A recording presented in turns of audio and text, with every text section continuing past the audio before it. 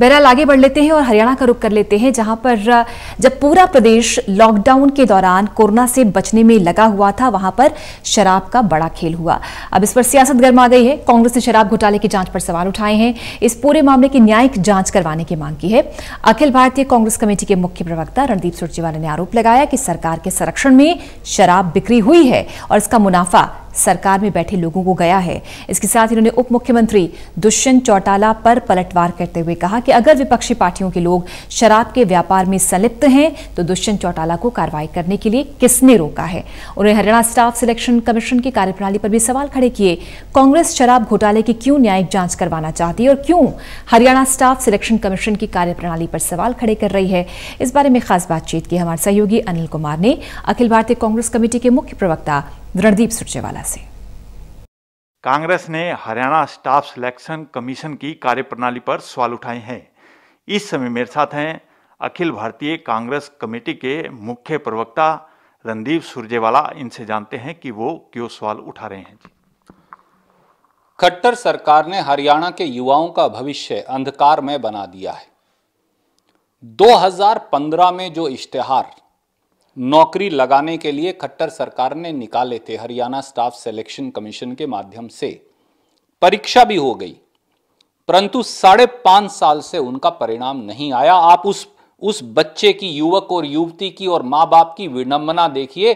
5.5 वर्ष से जिसका बेटा और बेटी घर बैठा है और नौकरी का नतीजा निकलने का इंतजार कर रहा है। 10 लाख से ज्यादा ऐसे हरियाणा के युवा हैं। खट्टर साहब, आपने उन पर ग्रहण क्यों लगा दिया उनके भविष्य पर? और यही नहीं, 523 टीजीटी संस्कृत विद्यापक हैं, उनकी नियुक्ति 23 फरवरी 2017 को हो गई।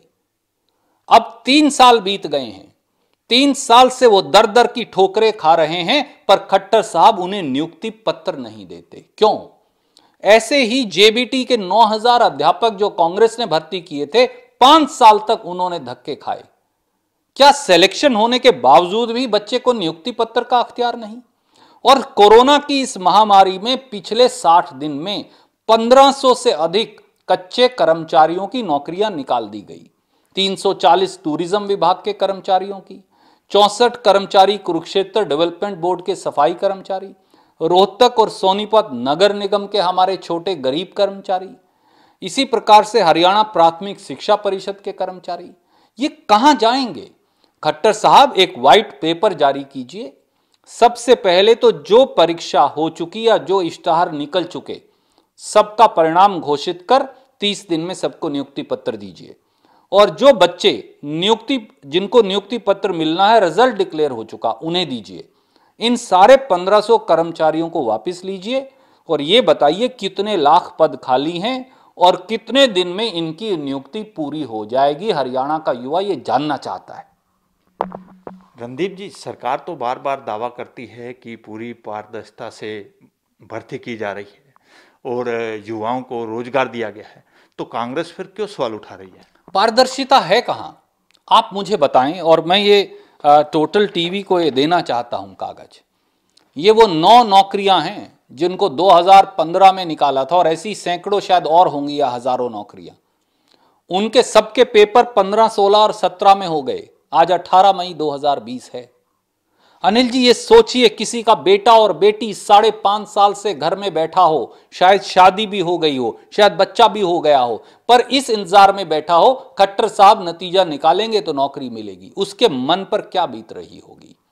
जिसको नौकरी मिल गई उसको नियुक्ति पत्र नहीं दे रहे, जिन्हें मिली हुई है उनकी नौकरियां बर्खास्त कर रहे हैं। क्या यह खाक पारदर्शिता है? इसे कहते हैं अंधेर नगरी चौपट राजा।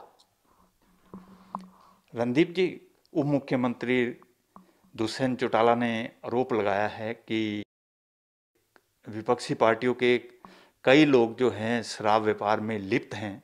अगर सरकार कार्रवाई करेगी तो आग उन तक भी पहुंचेगी। तो उनको कार्रवाई करने से रोक कौन रहा है? किसने रोका है? कम से कम दुष्यंत चौटाला जी, मेरी नहीं, श्री अनिल विज की ही बात का अगर जवाब दे दें तो बहुत है। दुष्यंत चौटाला जी कहते हैं कि उन्होंने शराब तस्करी कांड की जांच करवाने के लिए अनिल विज जी को कहा। अनिल विज जी कहते हैं कि उन्हें कहा ही नहीं। अनिल विज जी मुख्यमंत्री जी को लिखते हैं कि श्री अशोक खेमका, जिसके बारे में मुख्यमंत्री बड़ी बड़ी बातें कहा करते थे, उनके नेतृत्व में जांच हो जाए।